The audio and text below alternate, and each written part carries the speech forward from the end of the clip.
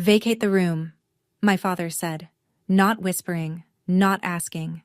The same evening, my brother showed up with 2 suitcases and a pregnant wife I'd met exactly once. Tiffany stood behind Marcus, scanning my bedroom. The room I'd painted myself. The shelves I'd mounted with my own drill, every square foot paid for with my own money, and added, "It would be better if you left the house altogether." My father nodded. My mother looked at the floor. Nobody said another word. I left. I packed everything I owned into 3 cardboard boxes and walked out of a house that had my name, and only my name, on the deed. But what my family didn't know, what they'd discover just a few days later, made Tiffany call me at 11 o'clock at night, voice shaking. "It's not true. Tell me it's not true." Before I go on, please take a moment to like and subscribe. But only if you genuinely connect with this story. Let me know in the comments where you're watching from and what time it is there. My name is Sabrina Brennan. I'm 29 years old and I'm a licensed civil engineer in Massachusetts. Now let me take you back 4 years. To the day I signed the papers on a house I thought would keep my family together. I remember the pen. It was a cheap blue ballpoint, the kind you grab from a cup on a receptionist's desk, and I used it to sign the most expensive document of my life. March 14th, 4 years ago, in a title company office on State Street in Springfield. The notary stamped the deed of trust, slid it across the table, and said, "Congratulations, Ms. Brennan, it's all yours." All mine. My name, Sabrina Brennan, was the only name on that deed. No co-signer, no co-owner. Just me, a 25-year-old with a freshly minted PE license, a starting salary of $72,000, and an FHA loan for $234,000. Monthly payment, $2,340, due on the first of every month for the next 30 years. The house was more than I needed. 2 stories, a half-finished basement, 3 bedrooms, a backyard with a maple tree that dropped leaves all over the driveway every October. I didn't need 3 bedrooms. I needed 1. But I bought a house with 3 because my father, Gerald Brennan, 58, retired plumber with a bad back and a disability check of $1,480 a month, had just sold the mobile home he and my mother had lived in for 11 years. They had nowhere to go. So I made room. The deal was simple. They'd move in, contribute toward utilities, and we'd be a family under one roof. That was the deal. Verbal. No lease. No written agreement. Just trust. They moved in the following week. My mother brought her ceramic rooster collection. My father brought his recliner and his opinions. Neither of them ever paid a single utility bill. But that wasn't the worst part. The worst part was that I spent 4 years believing that if I just kept paying, kept maintaining, kept proving, they'd eventually see what I was worth. They never did. Let me tell you about the hierarchy in the Brennan household because it'll explain everything that comes next. Marcus Brennan, my older brother, 33. Handsome in the way that gets you a second date but never a second promotion. He sold used cars at a dealership called Riverside Motors and talked about it like he was closing mergers on Wall Street. My father adored him. Gerald Brennan had one belief that governed his entire worldview. Sons carry the name, daughters carry the groceries. Marcus was the future. I was the infrastructure. When Marcus graduated from community college, which took him 3 attempts and a D- in statistics, my father threw a backyard barbecue. 16 people. Burgers, beer, a banner that said "Proud of You," son in block letters. When I graduated with honors from the civil engineering program at UMass Amherst, cum laude, Dean's List 7 out of 8 semesters, my father sent a text message. 4 words. "Good for you, kid." No period, no exclamation point, no barbecue. When I passed the PE exam, a license that fewer than 25% of engineering graduates achieve, my mother said, "That's nice, honey. Your brother just got promoted to senior sales." Senior sales? At a used car lot? With $38,000 in credit card debt. But Gerald didn't know about the debt. Or maybe he did, and didn't care. What I know for certain is that he'd been quietly lending Marcus money from his disability check. 5,000 here, 3,000 there, and then turning around and asking me to help with the bills this month, sweetheart. The prescriptions are killing us. I always said yes, because that's what infrastructure does. It holds everything up, and nobody notices until it's gone. Then, one Friday evening, Marcus called with news that changed everything. Before I get to that phone call, I need you to understand the numbers, because numbers don't lie, and in my family, they were the only thing that didn't. Over 4 years, I paid 48 mortgage installments at $2,340 each. That's $112,320. Just principal and interest. On top of that, I covered the electric bill, which averaged $380 a month in Massachusetts, where winters are serious. Water and sewer ran about $90, internet and cable. My father insisted on the sports package, added another $200. Groceries I supplemented at roughly $150 a month because my parents ate every meal at home and never once pushed a cart through a supermarket. Add it all up. $147,360, conservatively, over 4 years, from my paycheck, into a house where I slept in one bedroom and asked nothing from anyone. I also painted the exterior twice. Did it myself? 2 weekends each time, up on a 20-foot extension ladder. I replaced the roof section over the back porch when it started leaking. $4,200 out of pocket. I installed a heating unit in the basement because my father complained the house was drafty downstairs. $3,100. My neighbor, Louise Vacate, 67 years old, lived next door for 11 years, saw all of it. Every ladder session, every bag of mulch. Every Saturday morning, I was out there with a snow shovel at 6 a.m. while my parents slept. Louise stopped me once, leaning over the fence. "Honey, where's your family when you're up on that ladder?" I smiled and said, "They're inside. That's kind of the point, so they can be comfortable inside." Louise gave me a look I didn't understand then. I understand it now. It was pity. Then Marcus called.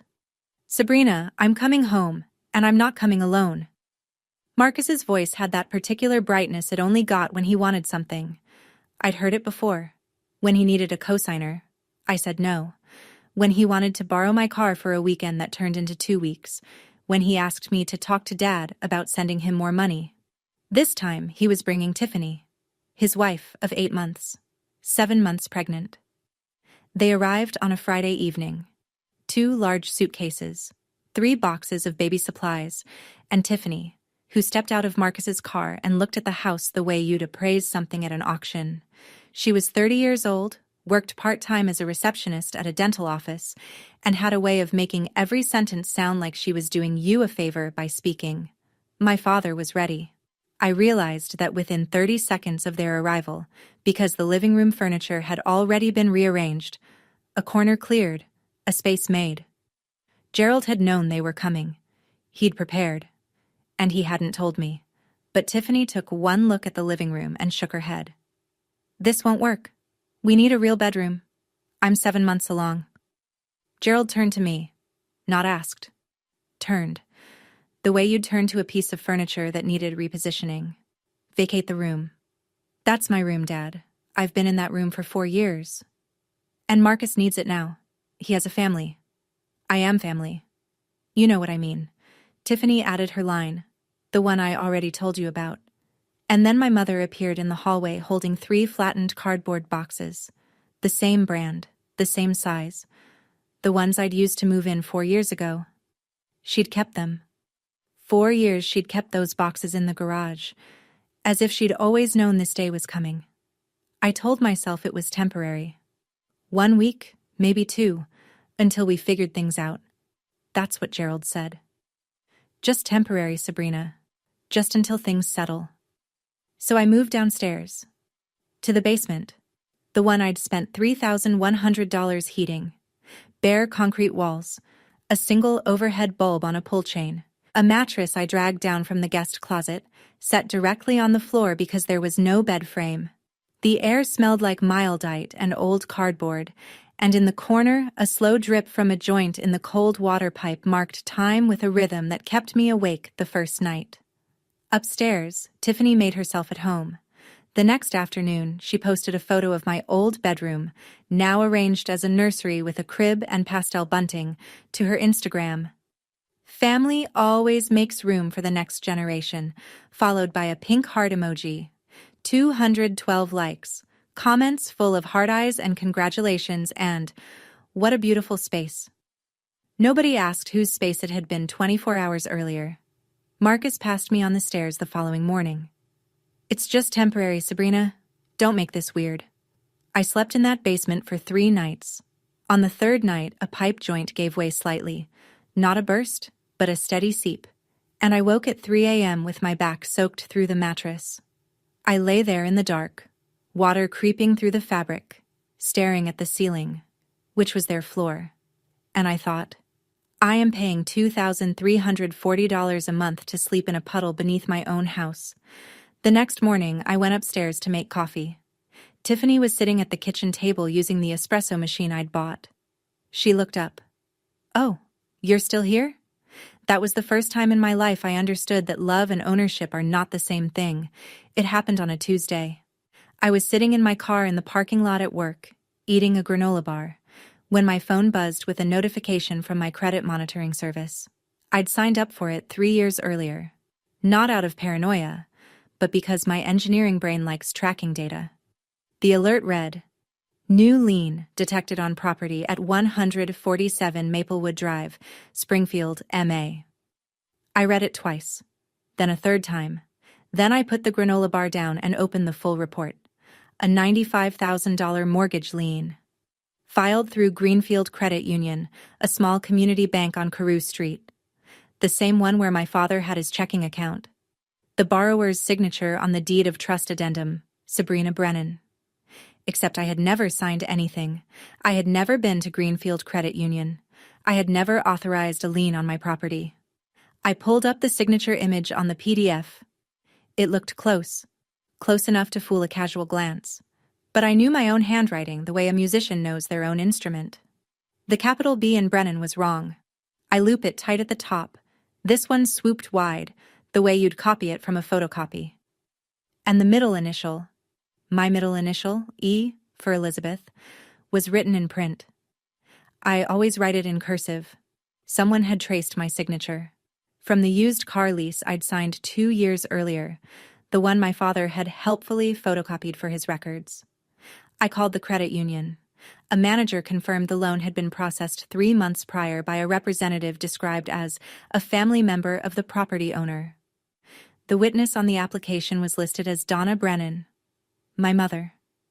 $95,000. My name. My house. Without my knowledge. Without my consent. I sat in that parking lot with both hands on the steering wheel, shaking. Not from fear.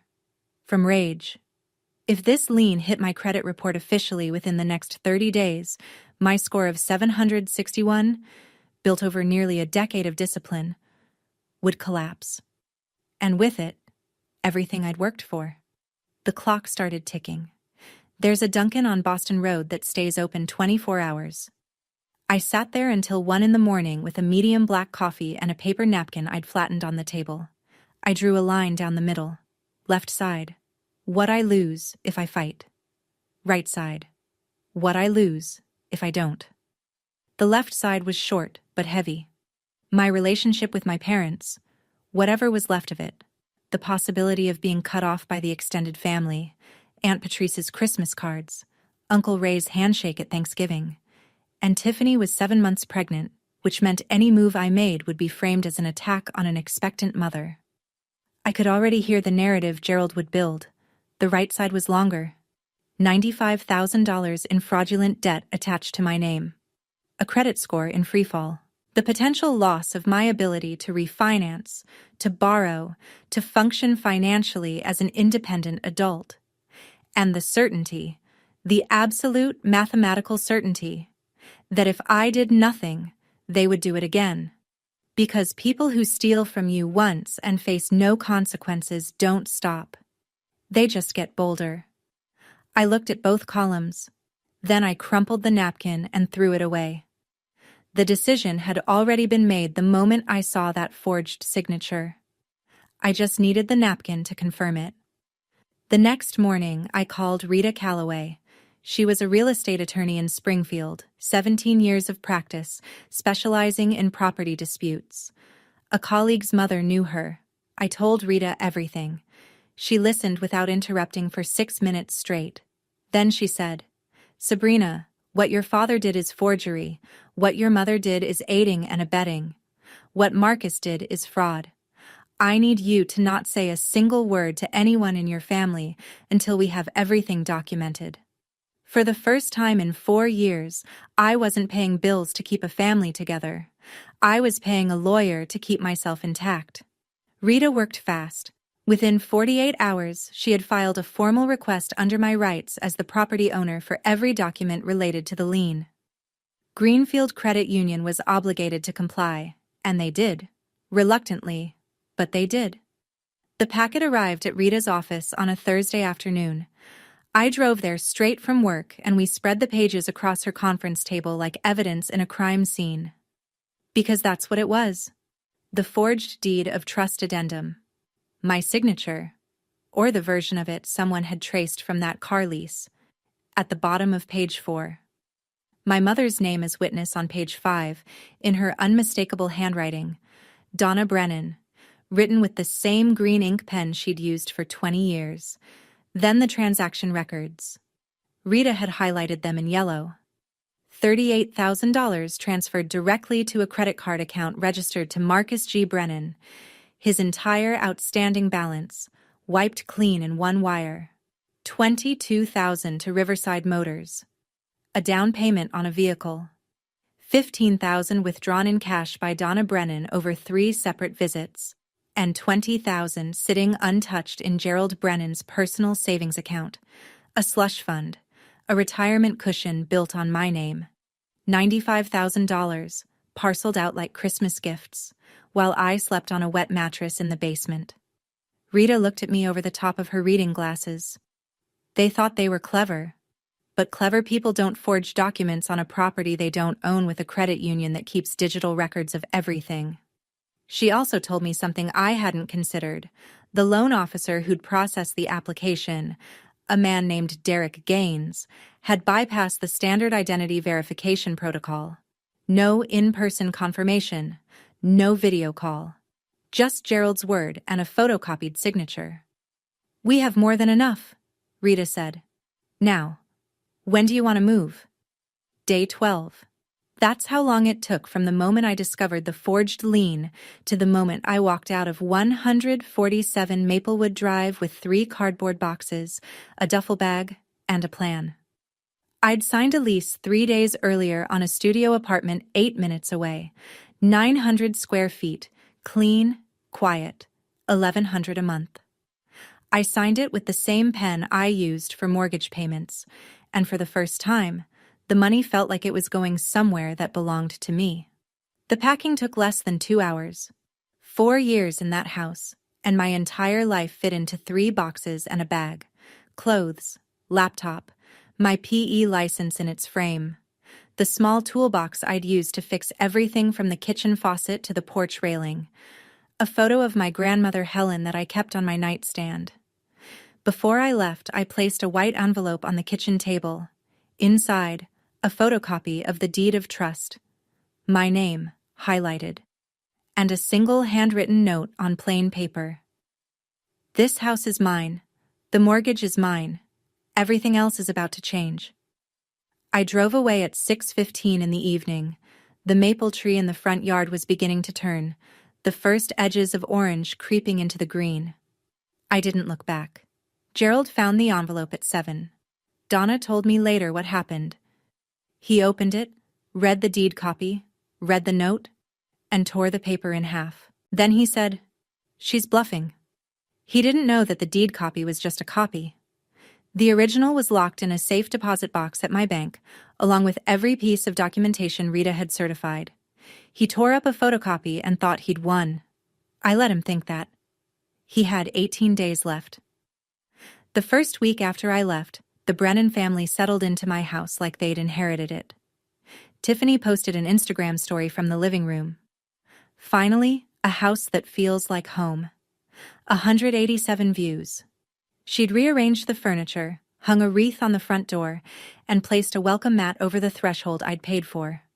Marcus mowed the lawn for what I'm fairly confident was the first time in his life and posted a selfie with the caption, "Dad duty starts early." Gerald controlled the narrative the way he controlled everything, decisively and without evidence. He called Uncle Ray. He called Aunt Patrice. He called his own mother, Helen. His version of events, as I later pieced together from multiple sources, went like this. Sabrina moved out. She wanted her own space, very independent girl. No mention of the basement, no mention of the eviction from my bedroom, no mention of the forged mortgage, just a proud father whose capable daughter had decided to spread her wings. My mother called me once that week, not to ask how I was, not to say she missed me. She called to ask, "Did you pay the electric bill before you left?" Gerald said the lights flickered. I let that sentence sit in silence for 3 full seconds before I answered. Meanwhile, Rita and I were working through our checklist. The fraud complaint to Greenfield Credit Union. Filed. Formal disputes with all 3 credit bureaus. Experian, TransUnion, Equifax. Submitted with supporting documentation. And the final piece. The 30-day notice to quit. Prepared and ready. Addressed to Gerald Brennan, Donna Brennan, Marcus Brennan, and Tiffany Brennan. Under Massachusetts law, occupants without a lease are entitled to 30 days written notice before eviction proceedings can begin. Rita scheduled the process server for day 17. The same day as Gerald's open house. 45 guests. Perfect timing. It started with the heating system. Day 5 after I left, the thermostat in the main unit glitched. A quirk I'd learned to fix myself by resetting the breaker and recalibrating the temperature sensor. It took 90 seconds if you knew what you were doing. Gerald did not know what he was doing. He called an HVAC company. They quoted him $2,800 for a diagnostic and potential part replacement. Gerald did not have $2,800. Day 7, the electric bill arrived. $340 for the month. Standard for a Massachusetts winter with 4 adults running heat around the clock. The bill was still in my name because the transfer request I'd submitted hadn't processed yet. Gerald called me. "When are you coming back? The house needs you." Not, "We miss you," not, "Are you okay?" "The house needs you." As if I were a part of the plumbing. "I'm not coming back, Dad. You should contact the utility company directly. The account is under my name, and I've already submitted a transfer request." "What do you mean, transfer request?" "I mean the bills will be in your name starting next month, or whoever's name you'd like." 10 seconds of silence. Then he hung up without another word. That evening, Tiffany sent me a text. I still have it, word for word. "This is really selfish timing. I'm due in 8 weeks." Selfish. That word.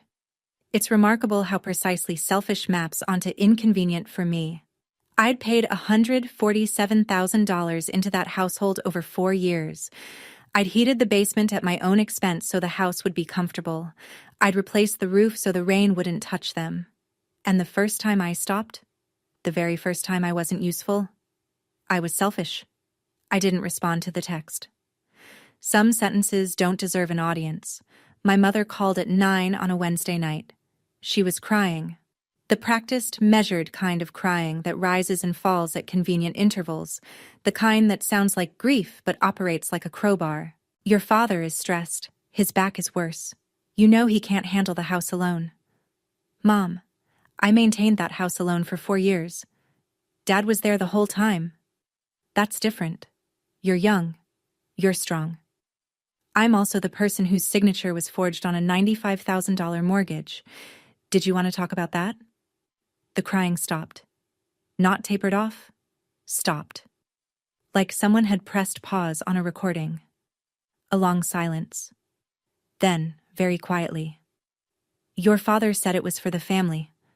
It was for Marcus's credit card debt. I have the bank records, Mom. $38,000 to his card. $22,000 for a car. You personally withdrew $15,000 in cash over 3 visits. Do you want me to read you the dates? You're going to tear this family apart? The family was torn apart the night you put 3 cardboard boxes outside my bedroom door. She hung up. I sat alone in my studio that night with the comparison sheet Rita had printed. My real signature on the left, the forgery on the right. And I asked myself whether I was being too hard. Whether there was a version of this where everyone came out whole. Whether the right thing and the kind thing were the same thing. Then I looked at the forgery again. My mother's handwriting on the witness line. Green ink. The same pen she used to write grocery lists and birthday cards, and the note she'd tucked into my lunchbox in 4th grade. Have a great day, sweetie. No, I wasn't too hard. I was finally clear. Have you ever had someone you love use your own loyalty as a weapon against you? I'd like to hear your story. Share it in the comments. You might help someone else realize they're not alone. Marcus showed up at my apartment unannounced on a Thursday evening. No call. No text. Just 3 hard knocks on a door he had no business knowing the address of, though I suspect my mother gave it to him.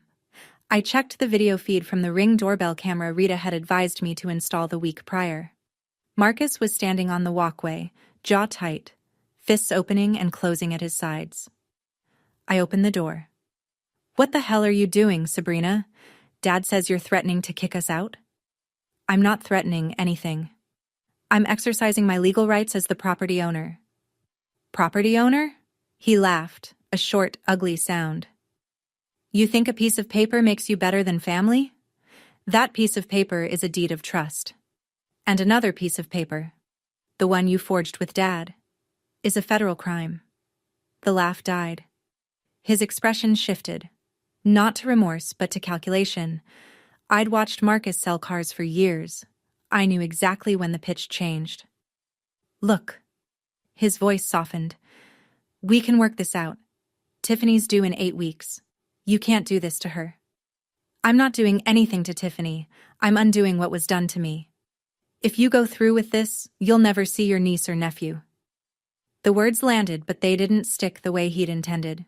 He was using a child, an unborn child, as a bargaining chip.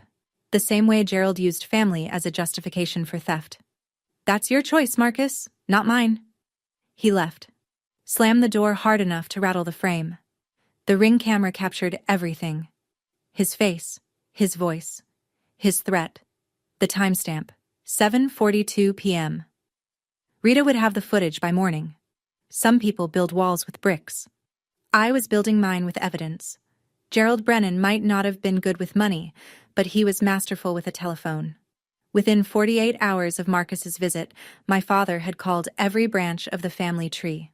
Uncle Ray in Chicopee, Aunt Patrice in Holyoke. My grandmother Helen, 82 years old, in her assisted living apartment in Northampton. Cousins I hadn't spoken to since Thanksgiving 3 years ago. He called them all, and he told them all the same story. Sabrina abandoned her family. Sabrina is threatening to put her pregnant sister-in-law on the street. Sabrina has changed. The messages started arriving like a coordinated strike. Uncle Ray. Think about what you're doing, kiddo. A cousin I barely knew. Family first, Sabrina. Always. Aunt Patrice called directly, voice cold. Your grandmother is crying. I hope you're happy. I tried explaining to Patrice about the forged mortgage, the $95,000, the bank records, the signature that wasn't mine. I don't believe that, she said. Gerald would never. That sentence, Gerald would never, was the foundation of my father's entire strategy. He'd spent 58 years building a reputation as the dependable patriarch, the man who showed up at barbecues with a case of beer and a firm handshake, the man who called his mother every Sunday. He'd invested decades in that image, and now he was cashing it in to bury me. And it was working. In the court of family opinion, I was guilty without trial. I called Rita, told her everything. She listened, then said something that landed like an anchor. Don't fight the narrative, let the documents speak. And they will. At the right time. When? She glanced at the calendar on her desk. The open house.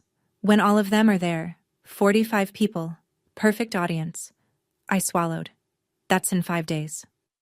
Then we have 5 days to get ready. On day 14, the letter arrived at Rita's office on Greenfield Credit Union letterhead. She called me at work. You're going to want to come in. I drove to her office during my lunch break. She'd already set the letter on her desk, turned so I could read it. The key paragraph was the third one, and I'll remember the language for the rest of my life. Following an internal compliance review, the signature on the deed of trust addendum dated, redacted, does not match the authenticated signature on file for the property owner, Sabrina E. Brennan.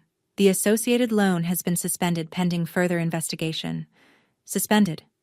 Not resolved. Not yet. But suspended. The lien would not be reported to the credit bureaus.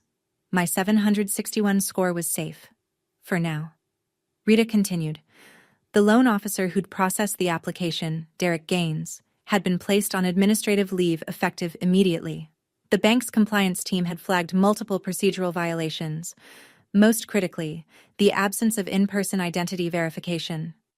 Gaines had later admitted in an internal interview that Gerald Brennan was a regular customer who'd bought him beers a couple of times and had told him the property owner was out of town, but fully aware of the transaction. Beers. My father had traded beers for my financial identity. The lien will be removed from your property record within 30 days, Rita said. But more importantly, the bank now has an institutional interest in cooperating with us. They processed a fraudulent loan on an employee's negligence. They don't want a lawsuit. For the first time in 2 weeks, I felt something loosen behind my sternum. A pressure I hadn't realized was there because it had been there for so long. But there was still the house. Still 4 people living in my property who believed they'd won. The process server, I said. Day 17, we're still on? Rita nodded. We're still on. The process server's name was Carl. I never got his last name. He was in his 40s, built like someone who'd played football in college and never entirely stopped, and he had the blank, professional calm of a man who hands people bad news for a living. Day 15, 2 p.m., a clear Wednesday afternoon. Carl walked up the front path of 147 Maplewood Drive, past Tiffany's new welcome mat, and knocked 3 times. Gerald opened the door.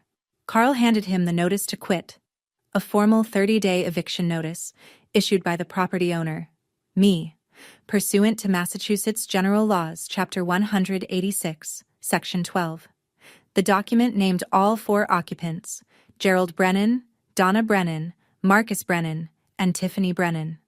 It stated, in plain legal English, that they had 30 days to vacate the property or face formal eviction proceedings through Springfield Housing Court. According to the process server's affidavit, which I received that evening, Gerald read the first page, looked up, read it again, and said nothing. The notation. Recipient appeared visibly shaken. Document served successfully at 2:07 p.m. Gerald called me 11 minutes later. For the first time in my life, his voice was not commanding. It was cracked. You're evicting us? Your own parents? You forged my name on a $95,000 loan, Dad. The bank confirmed it. You have 30 days. I did it for the family. You did it for Marcus's credit card debt. I have the transaction records, every dollar, every deposit, every cash withdrawal Mom made. You ungrateful. He didn't finish the sentence. He hung up. Marcus called 4 minutes after that, already shouting, You're insane. Tiffany is due in 6 weeks. Where are we supposed to go? That's not my problem to solve anymore, Marcus. 2 days remained until Gerald's open house. 45 invitations sent, catering ordered, rental chairs arranged in the backyard. He didn't cancel. He told Donna, We'll show them we're still a family. Sabrina is the one who left. He still believed he controlled the narrative. Sunday, 1 p.m. The maple tree in the front yard of 147 Maplewood Drive had gone full orange, and beneath it, Gerald Brennan had arranged folding tables, a catered spread from a local deli, helium balloons in pink and white, and 45 chairs in neat rows like a congregation awaiting a sermon. The event was billed as Welcome Baby Brennan, a celebration of Marcus and Tiffany's incoming child, the first grandchild of the Brennan line. Gerald had sent text reminders the day before. Donna had baked a lemon cake. Tiffany wore a new lavender maternity dress and sat in a cushioned chair at the head of the main table like a guest of honor at a banquet. The crowd filled in over the first hour. Uncle Ray, khaki shorts and a polo, standing near the grill. Aunt Patrice, holding a wrapped gift, lips tight. Grandmother Helen, 82, seated in a padded lawn chair someone had brought specifically for her. Neighbors from Maplewood Drive, including Louise Beckett, who stood at the edge of the yard with a glass of lemonade and a face that said she was there to watch, not to celebrate. Co-workers from Riverside Motors, friends of Tiffany from the dental office, cousins, second cousins, a few people I couldn't place. Gerald stood at the center of it all. Dress shirt tucked in, sleeves rolled once at the cuff. He raised a plastic cup of lemonade and offered a toast. The Brennan family is growing. This house, this home, has always been about family. 45 people clapped. Tiffany beamed. Marcus put his arm around her. Donna smiled from behind the cake table, arranging plates. Nobody mentioned me. Gerald had told anyone who asked that I couldn't make it, that I'd been going through some things. Louise Beckett took a slow sip of her lemonade and said nothing. It was 1:15. I was 8 minutes away, sitting in my car with a manila folder on the passenger seat and a heartbeat I could feel in my throat. I parked on the street, 2 houses down, checked my reflection in the rearview mirror. Gray blazer, black slacks, white blouse. The same outfit I wore to project review meetings at work.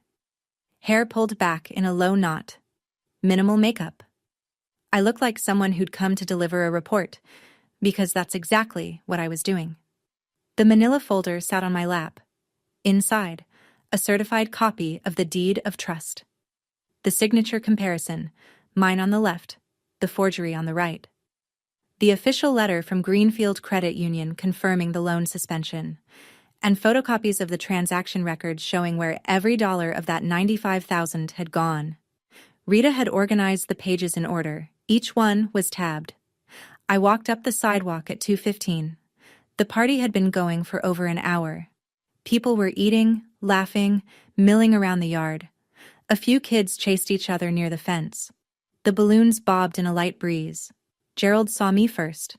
He was standing near the porch steps, mid-conversation with a cousin, and his expression went through 3 stages in about 2 seconds. Surprise, irritation, and something closer to fear than I'd ever seen on his face. He walked toward me fast. "What are you doing here?" "I'm at my house, Dad. The one with my name on the deed." "Don't make a scene. I'm not the one who forged someone's signature on a mortgage application." His hand closed around my arm, just above the elbow. Not hard enough to bruise, but hard enough to steer. "Lower your voice." A voice came from behind us, clear and firm. "Gerald, take your hand off that girl." Louise Beckett. Standing 6 feet away, lemonade still in hand, expression as steady as poured concrete. Gerald let go. A few heads turned, then a few more. Tiffany appeared in the doorway, baby shower gift bag still in her hand. She saw me and her face drained of color. "Why is she here?" 45 people were watching now. I stood on the porch, 3 steps up from the yard in full view of every guest, and I did not raise my voice. I didn't need to. Silence carries farther than shouting when the audience is already listening. "Most of you were told I moved out because I wanted my own space. That's not what happened." I opened the manila folder. "This house is in my name. Only my name. I bought it 4 years ago with an FHA loan. I've paid every mortgage payment, $2,340 a month. 48 months, $112,320 total. My parents contributed $0. Gerald took a step forward. "Sabrina, stop this. 3 weeks ago, I discovered that my father, with my mother as a witness, forged my signature on a $95,000 mortgage application at Greenfield Credit Union." I held up the signature comparison. "This is my real signature." I pointed to the left column. "And this is the one on the mortgage." I pointed to the right. "They're not the same. The bank confirmed it in writing." I held up the letter from Greenfield.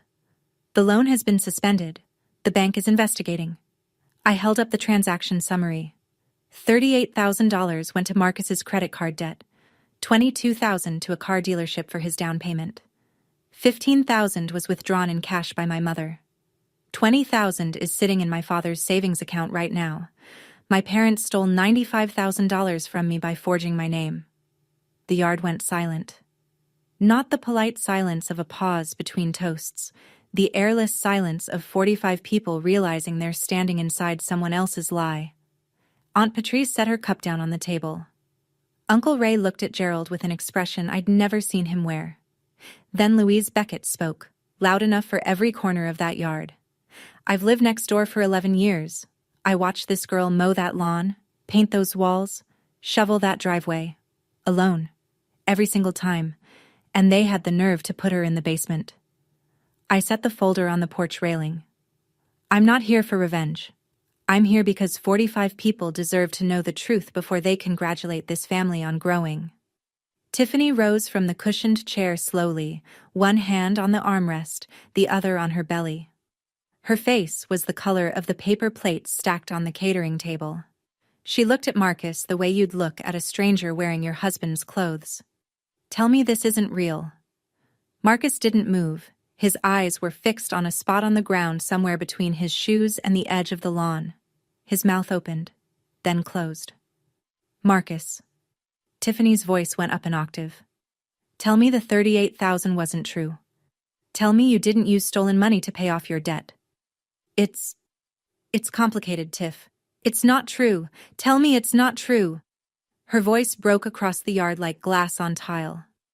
A child near the fence stopped running. Uncle Ray set his plate down.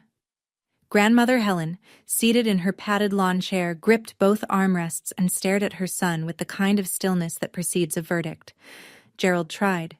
He stepped forward, arms out, the patriarch reassembling his stage. Everyone, this is a family matter. Uncle Ray cut him off. A family matter? You forged your daughter's name, Gerald. That's not a family matter. That's a crime.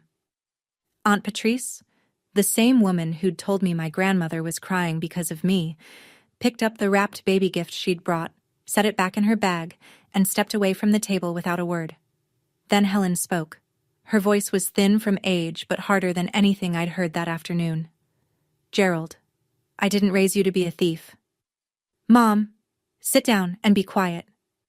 Gerald sat, on a folding chair, in the middle of his own party, in front of 45 people. He sat down and said nothing. Tiffany walked inside. The screen door slammed behind her. One by one, guests began collecting their things. Nobody took leftover cake. Nobody said congratulations. The open house was over. The house was mine. An hour later, the yard looked like the aftermath of something canceled mid-sentence. Folding tables still up, paper plates caught in the grass, pink and white balloons tethered to the mailbox, bobbing in a wind that no longer had a party beneath it. I sat in my car at the curb, engine off, hands on my knees. I'd expected to feel something sharp, triumph, relief, the clean snap of justice delivered. Instead, I felt hollow, like I'd just pulled a tooth that had been rotting for years. Necessary, correct, and nothing about it felt good. Through the front window, I could see Gerald sitting in the living room, just sitting. Donna was in the kitchen. I could see her shadow moving behind the curtain, wiping the counter, the way she always did when she didn't know what else to do.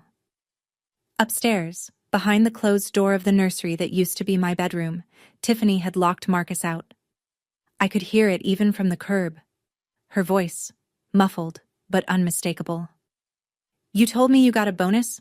A bonus, Marcus. You lied to my face for 3 months. I was going to tell you. When? After the baby was born? After we moved into a house that isn't even ours? A car pulled up behind mine. Uncle Ray. He got out, walked to my window, and stood there for a moment before he spoke. I owe you an apology. I believed your father. I shouldn't have. Thank you, Uncle Ray. That means a lot. He nodded once, got back in his car, and drove away. Aunt Patrice left without stopping. But 48 hours later, she'd send a text, 2 paragraphs long, an apology she clearly rewrote several times. I started my car and pulled away from Maplewood Drive. In the rearview mirror, the balloon still floated above the mailbox, pink and white against a gray sky, celebrating something that no longer existed. Tiffany called that night at 9:30. Her voice was different from what I expected. Not angry, not crying, just flat. The voice of someone who has run out of feelings and is now running on information. I need to know everything, every dollar, every lie. I hesitated. This was the same woman who'd told me to leave my own house, who'd posted my bedroom on Instagram as a trophy, who'd called me selfish for not paying the electric bill on a property she was occupying for free. But she was also 7 months pregnant and had just discovered that her husband had funded their life with stolen money. Whatever she was before, right now she was someone who deserved the truth. I sent her the transaction records. All of them. 15 minutes of silence. Then her name appeared on my phone again. The $22,000 for the car. He told me that was a dealer discount. He said he earned it. I'm sorry, Tiffany, I really am. Don't be sorry. I'm the one who told you to leave your own house. A pause long enough to drive through. I didn't know it was your house. Gerald told me it was a family property, passed down from your grandparents. That's what he said. It was never a family property. I bought it with my own money when I was 25. Another silence, then quieter. I owe you an apology. A real one. Not now. I can't right now. But I owe you one. Before she hung up, she told me something I hadn't known. Marcus also owed her $7,000. Money she'd lent him before the wedding. Money he'd sworn he'd pay back after the baby came. She was beginning to see the pattern I'd spent 4 years learning. Her last words. I'm calling my mom tomorrow. I'm not raising this baby in a house built on lies. She kept her word. The week after the open house, the Brennan family came apart like a building with the load-bearing wall removed. And I would know. I'm an engineer. I know exactly what happens when you take away the thing that held everything up. Tiffany moved to her mother's house in Worcester, an hour and a half east. Marcus called her 14 times the first day. She answered none of them. By the third day, her Facebook status changed from married to blank. Not single, not, it's complicated, just blank, which somehow felt louder than either. Marcus lost his footing. Without Tiffany, without the baby on the way narrative, he was just a 33-year-old man sleeping on the sofa in his sister's house. Except it wasn't his sister's house. It was just his sister's. Gerald, for the first time in Marcus's memory, turned on him. If you hadn't been in so much debt, none of this would have happened. Golden child, meet the cold side of the altar.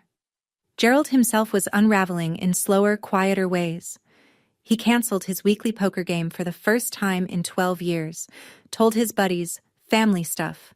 But 2 of the men in that group had been at the open house. They already knew. The phone calls Gerald used to receive, from cousins checking in, from friends wanting to grab lunch. Slowed to a trickle. Uncle Ray didn't call at all. Helen, his own mother, didn't return his calls for 3 days straight. Donna called me once a day, every day. Same script, same cadence. Please come home. We can fix this. And every day I gave the same answer. There's nothing to fix, Mom. There's only what happens next. On Friday, a letter arrived at 147 Maplewood Drive from Greenfield Credit Union, a formal request for Gerald and Donna to appear in person at the branch to discuss the matter. The bank had its own problems now, and Gerald was running out of people willing to believe his version of the story. The internet is not kind to secrets. It's even less kind when the secret involves baby showers and stolen mortgages. Tiffany deleted the Instagram post. Family always makes room for the next generation, the one with 212 likes and a pink heart emoji. She deleted it, but screenshots live forever, and within a day, a friend of hers from the dental office posted a cryptic status on Facebook. Imagine finding out the house you thought was a gift was actually stolen property. Some families. Red flag emoji. 89 comments. 340 reactions. Tiffany wasn't named. She didn't need to be. The people who knew, knew. On Maplewood Drive, The Whisper network operated at the speed of a cul-de-sac. Louise Beckett didn't gossip. It wasn't in her nature. But when neighbors asked, she gave them one sentence. I watched that girl build this home with her own 2 hands. You should ask Gerald what he built. It was the kind of line that didn't need a follow-up. People filled in the rest themselves. At Riverside Motors, Marcus's co-workers had been at the open house. 2 of them. They'd seen the documents, heard Tiffany scream, watched Gerald get told to sit down by his own mother. One of them asked Marcus on Monday morning, "Hey, wasn't that your sister's house?" Marcus didn't answer. He requested 3 days of personal leave. His manager approved it without questions. Some silences are louder than explanations. Aunt Patrice sent me a text on the second Tuesday. It was longer than I expected and more honest than I deserved from someone who'd told me my grandmother was crying because of me. Sabrina, I am sorry. I should have listened to you before I judged you. I always wondered how Marcus afforded that new car. Now I know. I hope you can forgive me in time. I didn't reply right away, but I saved the message. Some apologies need to sit before you know what they weigh. Day 30. The eviction notice expired on a Tuesday morning. No extensions, no negotiations, no last-minute phone calls that changed anything. Rita sent a final formal letter to the house. If all occupants had not vacated by end of day, we would file for a court-ordered eviction through Springfield Housing Court. The letter was addressed to Gerald. It arrived by certified mail. He signed for it. That signature, at least, was his own. Gerald called me that afternoon. His voice was different. Not angry, not commanding, not even the cracked version from weeks ago. It was flat, depleted. The voice of a man who has run out of people to blame and hasn't yet learned how to look in a mirror. Where are we supposed to go, Sabrina? I've already looked into this for you. There are 2 apartments available on Elm Street. $1,200 and $1,400 a month. Your disability check covers rent. Mom can apply for part-time work. That's your starting point. Silence. I'm not throwing you out with nothing, Dad. I'm telling you that you can't live in a house you stole from me. There's a difference. I didn't steal. Yes, you did. More silence. Then, okay. That was it. 1 word. The smallest, heaviest word he'd ever spoken to me. Donna started packing the next morning. Gerald sat in his recliner and watched. Marcus, who'd already moved in with a friend 2 weeks earlier, came by to collect the last of his things. He carried 2 boxes to his car without making eye contact with anyone. Day 33. Gerald and Donna moved into the $1,200 apartment on Elm Street. 1 bedroom, street level, a fraction of the space they'd occupied for free in my house. Gerald didn't say a word as he turned the key in the lock for the last time. Donna lingered at the front door, looked back at the house, then looked at me standing by my car. She nodded, small, slow, and walked to the passenger side of Gerald's truck. I handed my father 2 apartment listings because I couldn't hand him nothing. Even after everything, I couldn't be what he was to me. The legal aftermath was quieter than the personal one, but no less final. Greenfield Credit Union completed its internal investigation 6 weeks after the open house. The result? The $95,000 loan was voided in its entirety. The lien on 147 Maplewood Drive was removed from all property records. The fraudulent entry on my credit file was expunged through formal disputes with Experian, TransUnion, and Equifax. My score, which had never actually dropped, thanks to Rita's preemptive action, climbed from 761 to 774 once the lien removal was reflected. Derek Gaines, the loan officer who'd processed the application on Gerald's word and a few beers, was terminated.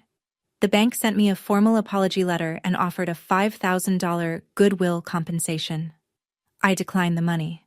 Instead, I asked for a written commitment that Greenfield would implement mandatory in-person identity verification for all future mortgage applications. They agreed. Rita had the commitment notarized. The harder question came next: criminal charges. Rita laid it out plainly. What Gerald and Donna had done, forging a signature on a financial instrument, constituted forgery under Massachusetts General Laws, Chapter 267, Section 1. What Marcus had done, knowingly receiving proceeds, was fraud. I had standing to file a criminal complaint. I chose not to. Not because they didn't deserve it. Because I didn't want to spend 2 years in courtrooms revisiting the worst thing my family had ever done to me. I'd already won. I had my house, my credit, my name back. I didn't need a conviction to know I was right. But Rita sent Gerald one final letter. Ms. Brennan has chosen not to pursue criminal charges at this time. This decision is a courtesy, not an entitlement. Any future unauthorized use of Ms. Brennan's identity or property will be referred directly to law enforcement. Donna told me later. Gerald read that letter twice, folded it, and put it in a drawer. He never mentioned it again. Some warnings don't need to be loud. They just need to be permanent.